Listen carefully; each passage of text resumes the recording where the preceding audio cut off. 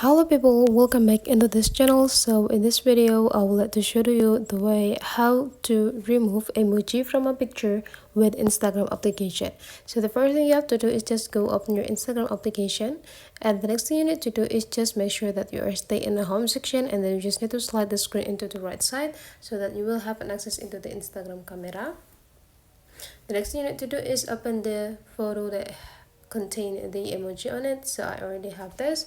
Let's remove this emoji, and the next thing you need to do is just go click these three small dots and go click this draw, and then you just need to go pick this type of pen and drag this point into the upper side, just to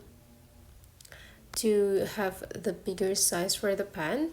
And the next thing we need to do is adjusting the color of the pen by go click this part and drag this one into the closest area with the emoji. And after you got them, you just have to start to scratch in it. Time to charge. And now you just need to go click done and save this picture. And you are done. So that is the way how to remove emoji with Instagram. Hopefully today's tutorial is useful for you. Thank you for watching, and I will see you for the next tutorial.